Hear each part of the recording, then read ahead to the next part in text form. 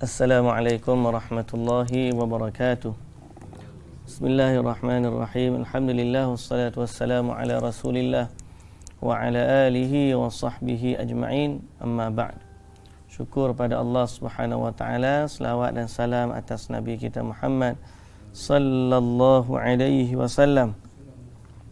Hari ini hari Jumaat, alhamdulillah perbanyakkan kita selawat atas nabi kita Muhammad sallallahu alaihi wasallam, juga atas ahli keluarga baginda, para sahabatnya, para pengikutnya sehinggalah ke hari kiamat. Alhamdulillah.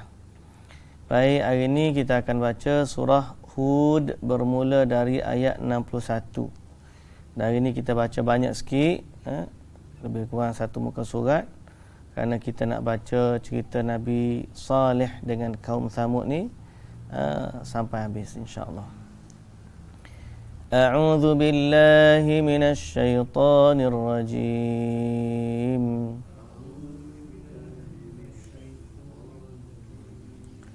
بسم الله الرحمن الرحيم وإلى ثمود أخاهم صالحا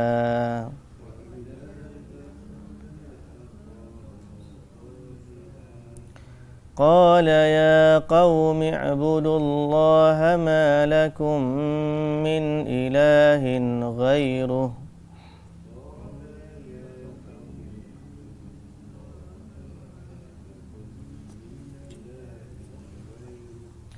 هو أنشأكم من الأرض واستعمركم فيها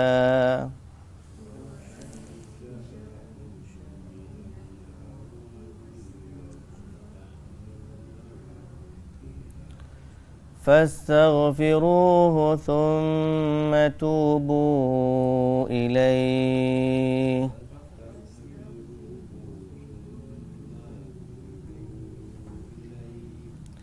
إن ربي قريب مجيب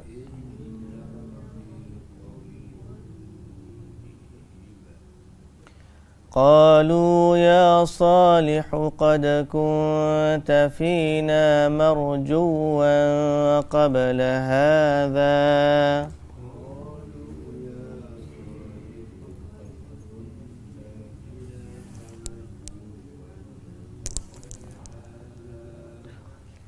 أتنهانا أن نعبد ما يعبد آباؤنا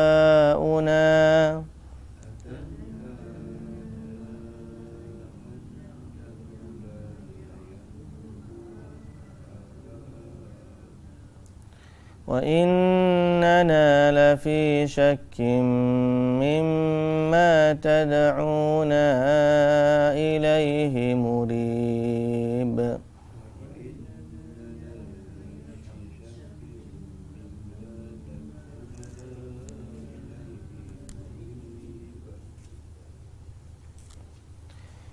قال يا قوم أرأيتم إن كنت على بينة من ربي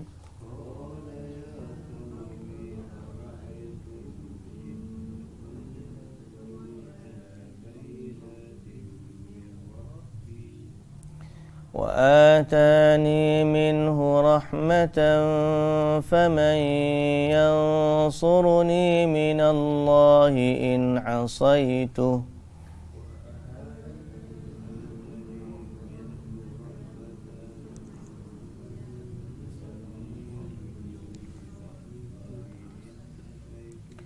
فما تزيدونني غير تخسير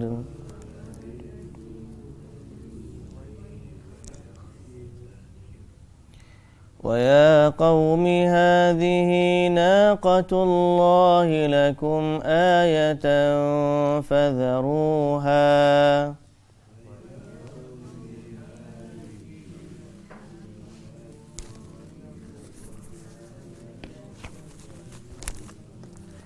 فذروها تأكل في أرض الله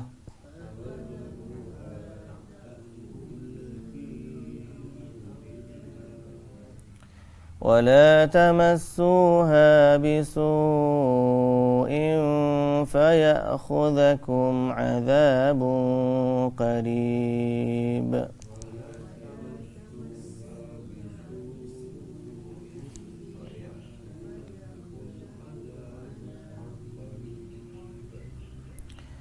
فعقروها فقال تمتعوا في داركم 3 أيام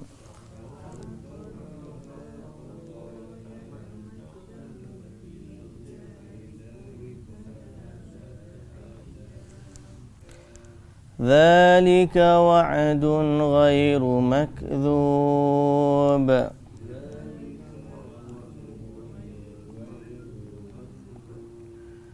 فلما جاء أمرنا نجينا صالحا والذين آمنوا معه برحمة منا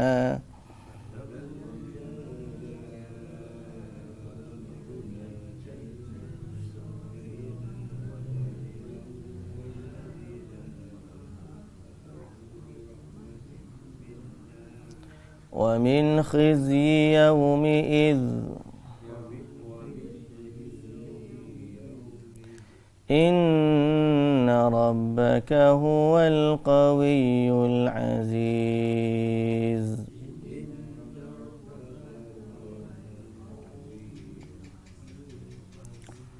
وأخذ الذين ظلموا الصيحة فأصبحوا في ديارهم جاثمين.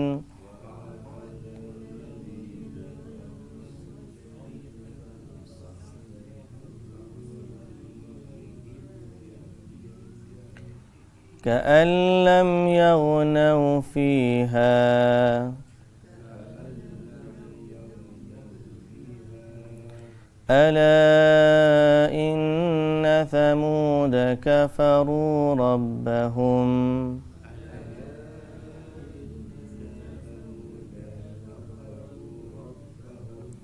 ألا بعدا لثمود.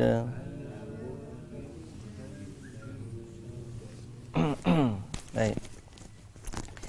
Bismillahirrahmanirrahim. Alhamdulillah wassalatu wassalamu ala Rasulillah wa ala alihi wa sahbihi ajma'in. Sekali lagi puji dan syukur bagi Allah Subhanahu wa taala. Selawat serta salam atas Nabi kita Muhammad sallallahu alaihi wasallam, juga atas ahli keluarga baginda, para sahabatnya dan para pengikutnya sehinggalah ke hari kiamat. Alhamdulillah. Baik muslimin dan muslimat yang dirahmati Allah Subhanahu wa taala sekalian. Alhamdulillah. Hari ini kita baca dari surah Hud ayat 61. Syukur pada Allah, Allah bagi rezeki kepada kita macam kita sebut semalam untuk baca beberapa potong dari ayat suci Al-Quranul Karim. Ya. Dan inilah yang kita sebut keberuntungan bagi orang mukmin di dunia. Kita kalau ukur keberuntungan dari sudut keduniaan, kita pun rasa macam orang kafir tu lebih je daripada kita. Majoriti orang kaya kat Malaysia ni orang non-Muslim. Bukan setakat majoriti orang kaya di Malaysia, di dunia.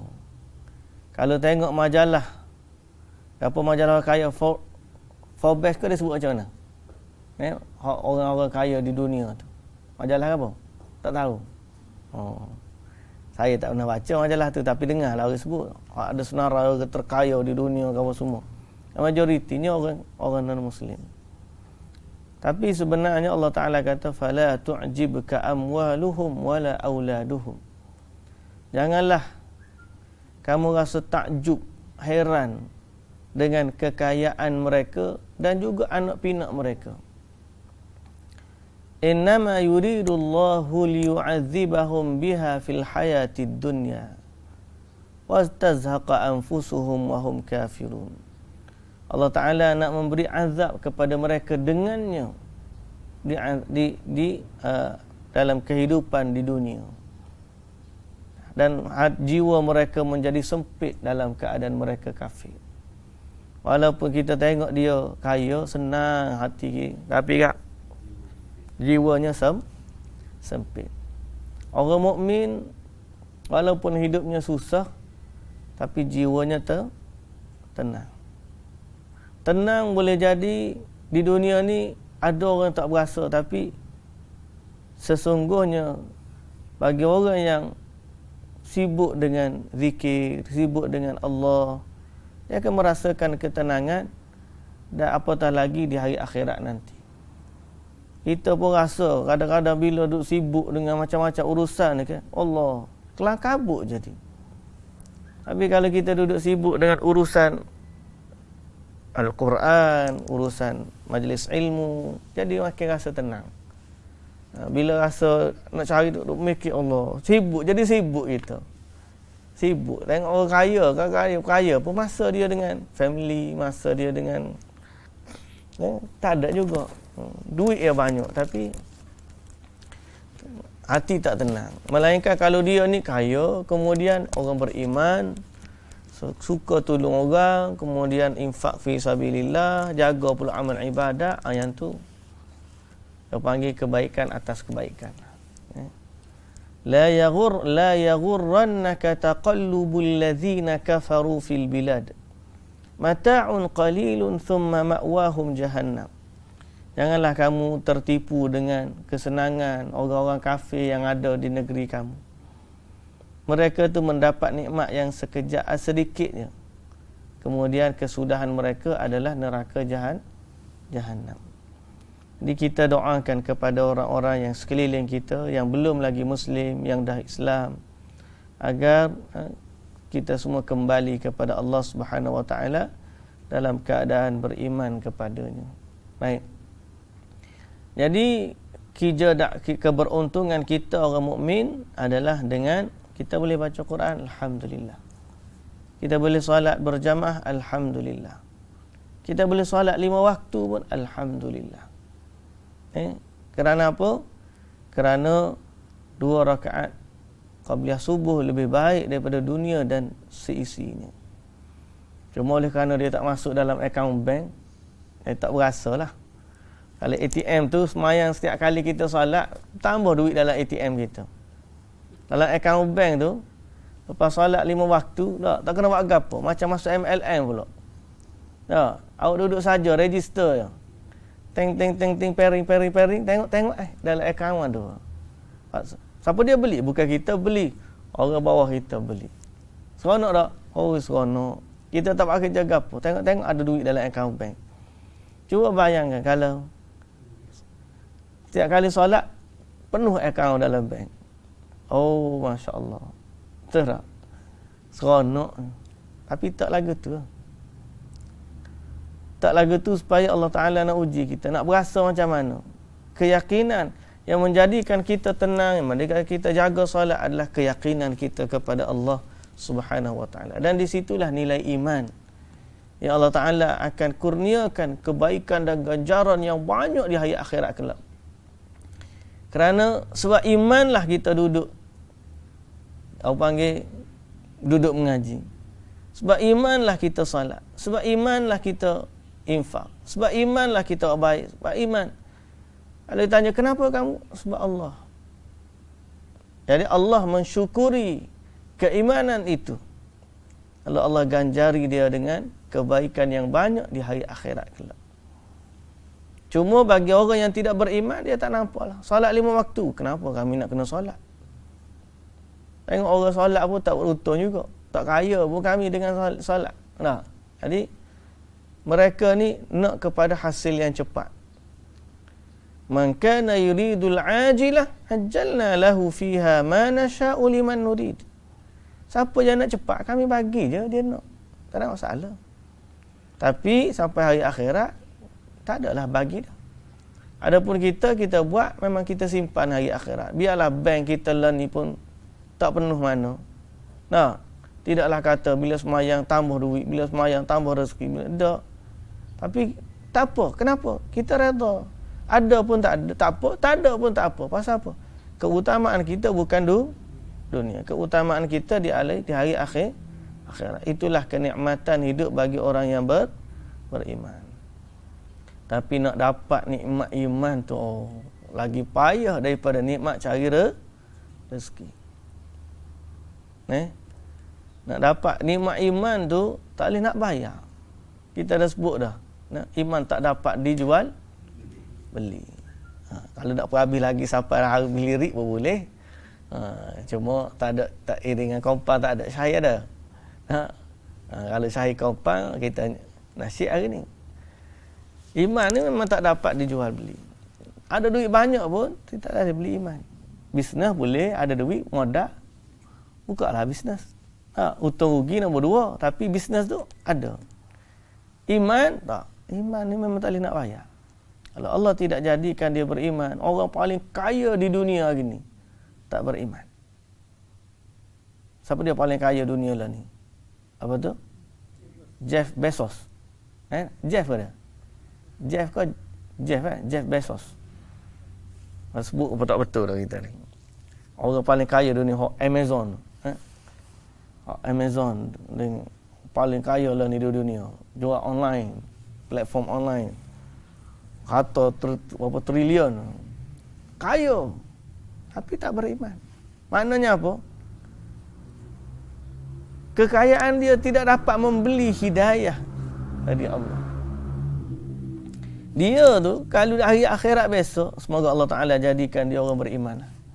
Tapi andai kata dia tak mati dalam iman, andai kata kekayaan yang ada pada dia tu nak tebus diri dia di sisi Allah Azza wa Jalla, tak nak kena azab, tak ada nilai 1 sen pun tak ada. Kalau dia paling kaya, apatah lagi orang tengahan gini. Jadi bagi orang yang beriman, hargailah nikmat hidayah.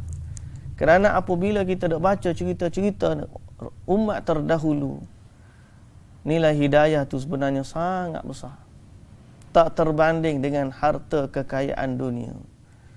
So kita yang dah dapat ni, syukur, alhamdulillah. Ada orang tunggu kaya nak dapat taat, nak mentaati Allah. Kita kata tak perlu tunggu kaya. Nak nikmat hidayah tu adalah sebab dah, cukup dah untuk kita mentaati Allah Subhanahu wa taala. Apatah lagi nikmat-nikmat lain yang Allah Ta'ala bagi, yang Allah Ta'ala bagi pada semua manusia. Nikmat melihat, nikmat mendengar, nikmat bertutur, nikmat jantung, nikmat buah pinggang, nikmat darah, nikmat lisan, nikmat semualah Allah Ta'ala bagi. Yang tu lagi pun tak terbayar juga. Jadi semoga Allah Subhanahu wa taala menjadikan kita orang yang tetap keimanan dan menghargai nikmat iman dan hidayah dari Allah Subhanahu wa taala. Baik, hari ini kita sambung cerita Nabi Saleh. Kita sambunglah cerita hari ini, kita start baru cerita Nabi Saleh. Wa ila Thamud akhahum Salihah, dan kepada kaum Thamud kami utuskan saudara mereka Nabi Saleh. Nabi Saleh. Kita ni kalau tak tengok asal bahasa Arab, tarik ikut suka je. Nabi Saleh. Nabi Saleh. Padahal Nabi Saleh, matnya duduk pada sa tu, bukan leh tu. Macam kita lah. Assalamualaikum. Bila masa ada huruf mat situ. Dah ujung tu Assalamualaikum. Ni memang salam Melayu punya salam lah ni. Assalamualaikum. Assalamualaikum. Nak tarik tepat mak tu lah. Assalamualaikum. Baru betul mak dia. Assalamualaikum. Ni Assalamualaikum. Dia tarik mak arik li sukun, tapi tak tahu arik kat mana, tak tahu. Nak mari tak ada mak situ. Baik. Jadi Nabi Saleh dia berkata, wahai kaumku, sembahlah kamu akan Allah. Sebenarnya tiada Tuhan bagi kamu selain darinya. Dialah yang menjadikan kamu dari bahan-bahan bumi. serta menghendaki kamu memakmurkannya. Dia ajak beriman kepada Allah. Sebab apa? Allah dia cipta kamu. Dan dialah yang menghendaki kamu memakmurkan bumi. Ini wasta'marakum wa ansha'akum fil ard wasta'marakum.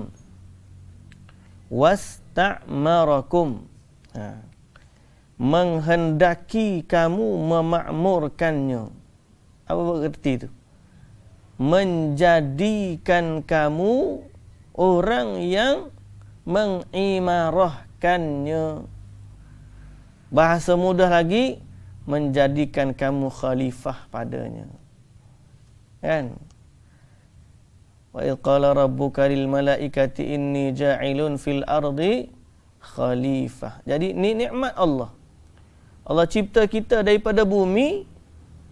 Kemudian bila kita wujud, kita pula mentadbir bumi. Patutnya kita ni jadi daripada bumi, bumi lah menguasai kita. Tapi tak. Allah cipta kita daripada bumi, kita menguasai bumi. Dia cipta daripada tanah yang hina, jadi mulia. Kemudian dia turunkan ke bumi, dia jadikan manusia yang asalnya dari tanah yang hina ni sebagai khalifah yang mentadbir dan mengimarahkan bumi. Jadi ini nikmat. Sebab tu semua makhluk tunduk pada manusia. Gajah ke, walaupun besar pada manusia, tapi sampai ketika manusia tunggang gajah. Bukan gajah tunggang manusia. Kuda lagi kuat daripada manusia. Nah, tapi bila manusia ajar dia, manusia tunggang kuda. Bukan kuda tunggang manusia. Jadi manusia ni dia yang menunggang Melaka. Tunggang, habisnya tunggang Melaka. Jangan tunggang agama sudah. Nah, pasal apa? Ini adalah kemakmuran dunia yang Allah Ta'ala bagi kepada manusia. Okey? Dia boleh berlayar di lautan, dia boleh naik ke gunung, dia boleh terbang di langit dengan ada bagi teknologi dan ilmu yang Allah Ta'ala bagilah.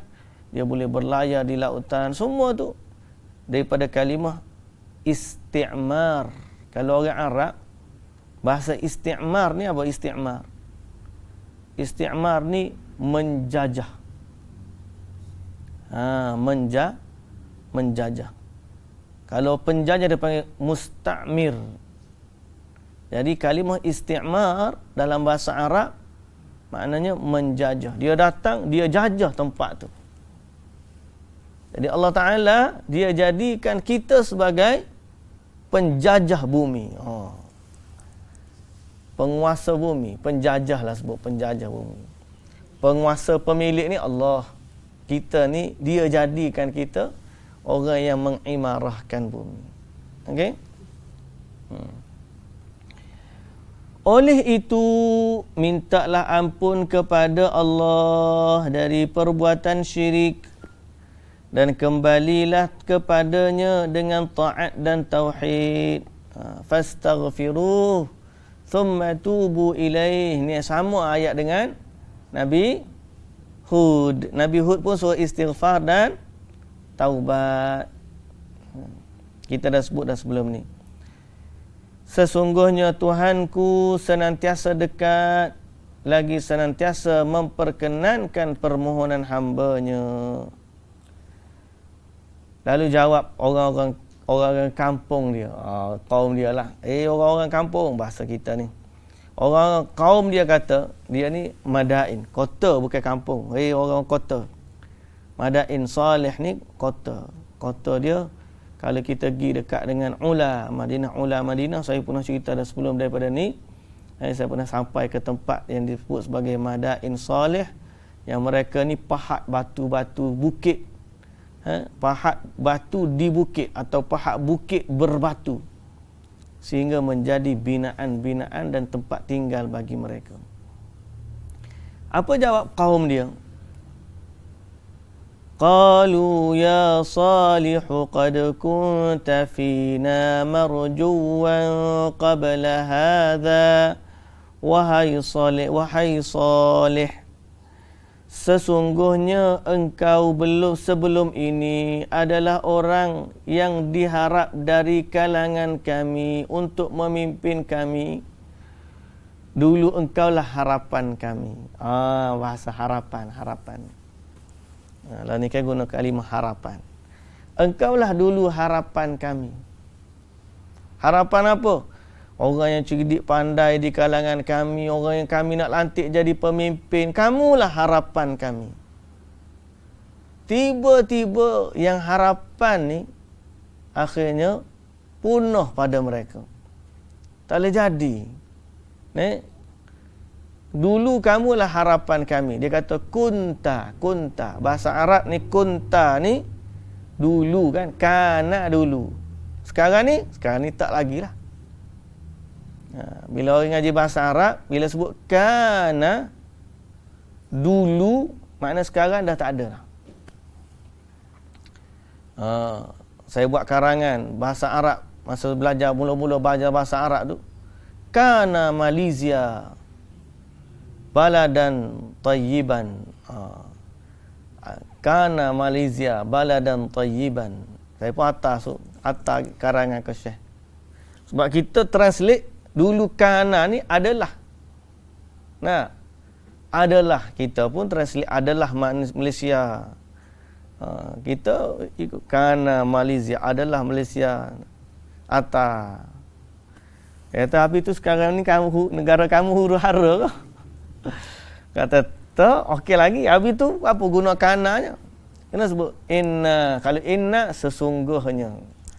sesungguhnya Malaysia negeri yang aman, negeri yang baik. Itu tak apa. Tapi kalau sebut kana Malaysia adalah Malaysia, maknanya dulu. Ni cerita dulu pada zaman dahulu. Kalau kana Malaka, kalau sebut kana Malaka baladan ma'muran. Malaka dulu negeri yang makmur, makna kerajaan Melaka dulu. Kesultanan Melaka. Habis sekarang ni Kesultanan Melaka dah tak ada. Dah jadi kerajaan Malaysia. Kalau kita kena ingat kerajaan ni sama dengan kesultanan, cuma istilah raja dengan sultan je. Orang ni lupa lah ni, dia kerajaan dia pergi istilah government. Sedangkan government tu kenapa ditranslate kepada kerajaan? Ada nilai ketaatan kepada raja dalamnya. Nama seperti kesultanan. Itu kesultanan, ni kerajaan. Raja duduk dalam tu raja tu. Kesultanan. Alhamdulillah, itu adalah satu nikmat yang saya dah sebut banyak kali dah. Nikmat bila kita ni ada raja ialah Allah bagi kepada kita keamanan.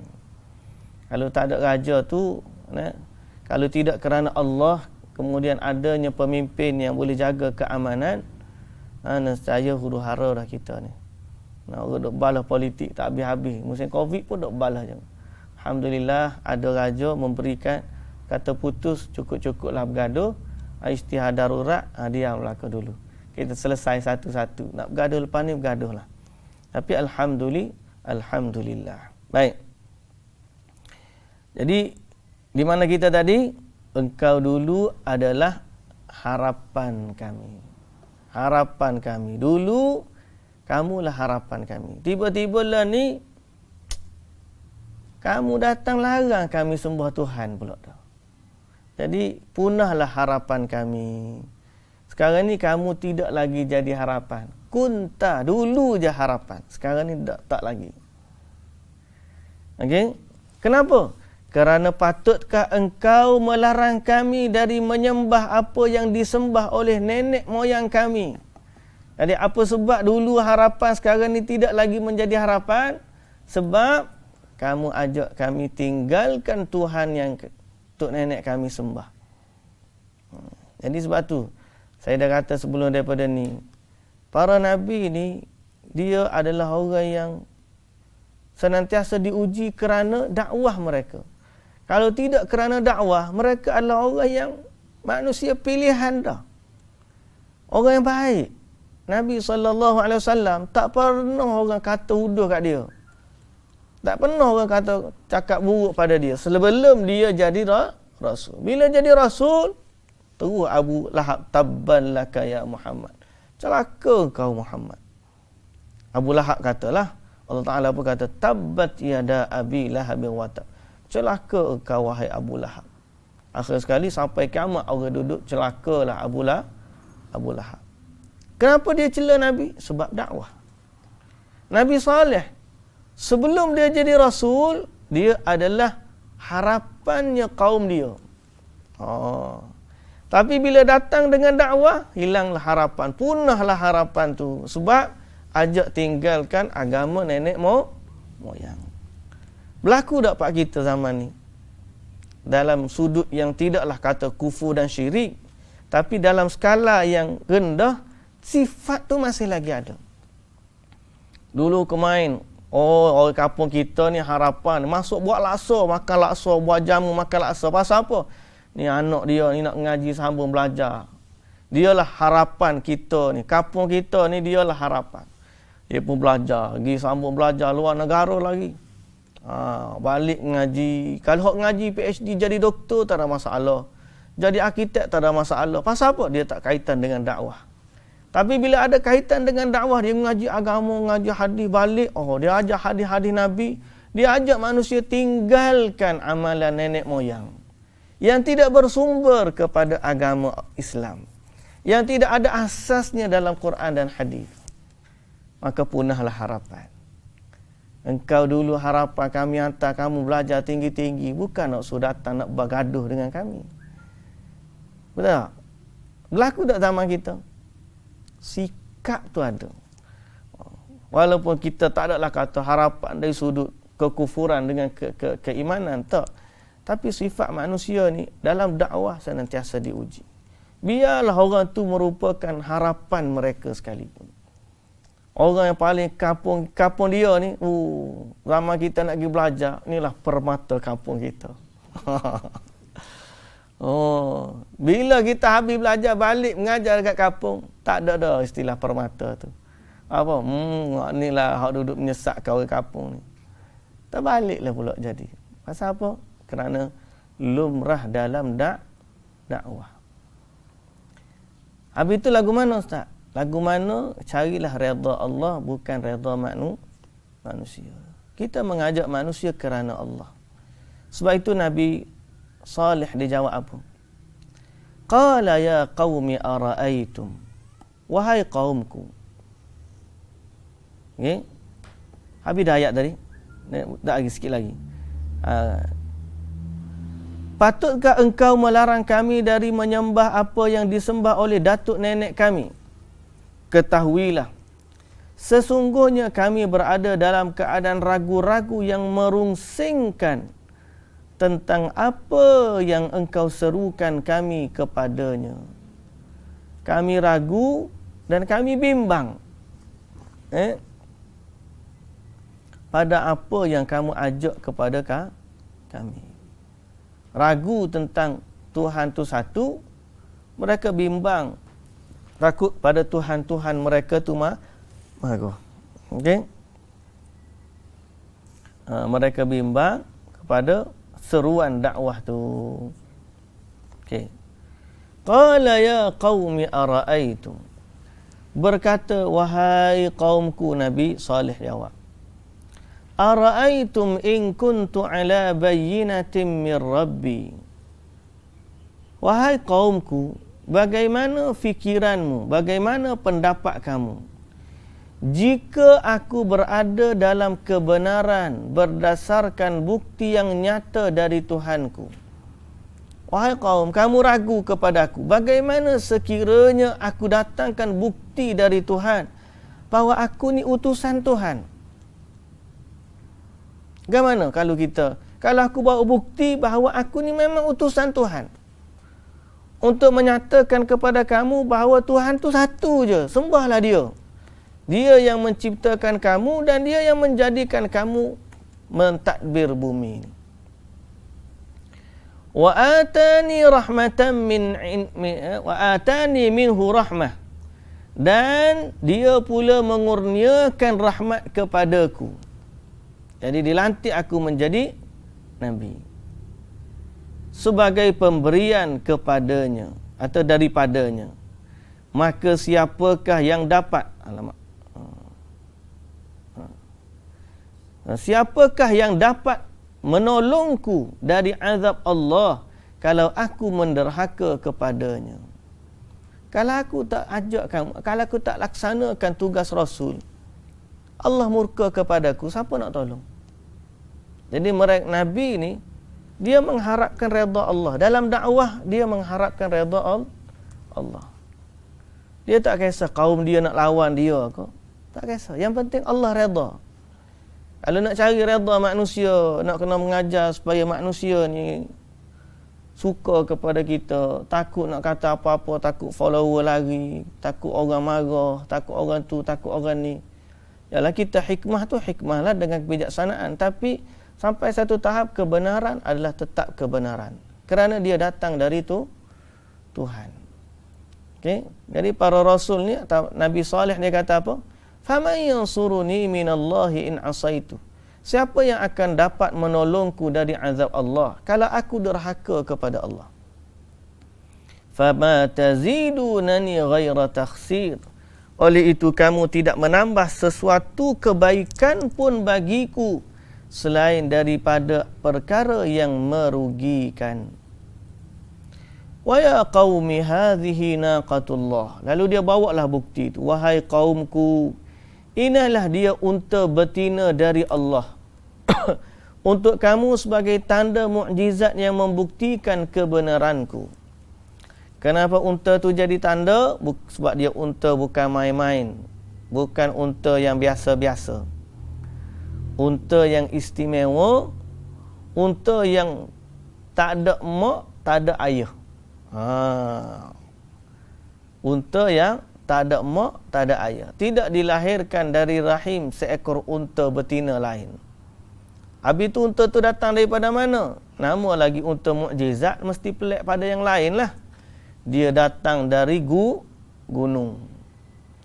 Pahak-pahak bukit, kalau aku keluarkan unta daripada gunung ni, kamu nak beriman tak? Okey, beriman. Nabi Saleh pahak bukit, keluar unta. Daripada bukit tu keluar unta. Pasal mereka ni kan tukang pahak gunung. Jadi pahak-pahak gunung keluar unta. Ni tanda mukjizat. Bila datang mukjizat macam tu tak beriman juga. Keluar unta daripada gunung pun tidak beriman juga. Setelah itu fadharuha ta'kul fi ardillah. Okey. Biarkanlah unta tu keluar, unta tu pula duduk di tengah-tengah kaum dia. Makan dan minum sama seperti unta lain. Maknanya ni bukan sihir.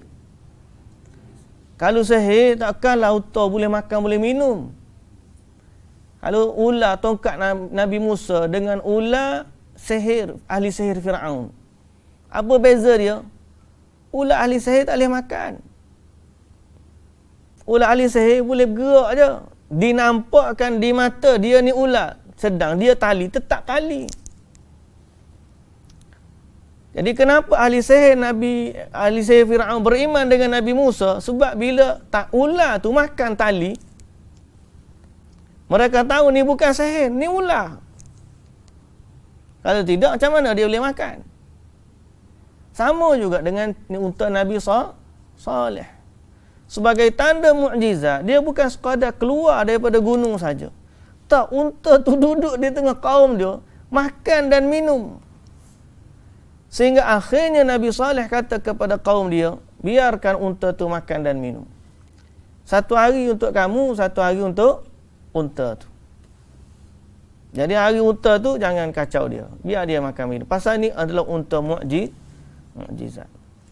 Wala tamassuha bisu'in. Maka janganlah kamu sentuhnya dengan sesuatu yang menyakitinya. Fayakhudzakum adzabun qarib. Kalau tidak, kalau kamu sakiti dia, kamu akan ditimpa azab seksa yang dekat masa datangnya. fa'aqaruha, mereka pun bunuh unta tu. Fa'aqaruha, mereka menyembelih unta tersebut. Bila sembelih unta, mereka telah langgar perintah Allah dan mereka telah mencabar Allah Subhanahu wa taala. Faqala tamatta'u, Nabi Saleh kata, okey, tamatta'u, bersenang-senanglah kamu di tempat masing-masing. Fi diyarikum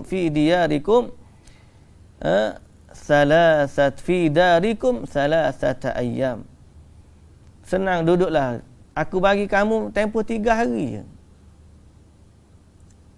Zalika wa'dun ghairu makdzub. Itu adalah janji yang tidak dapat didustakan.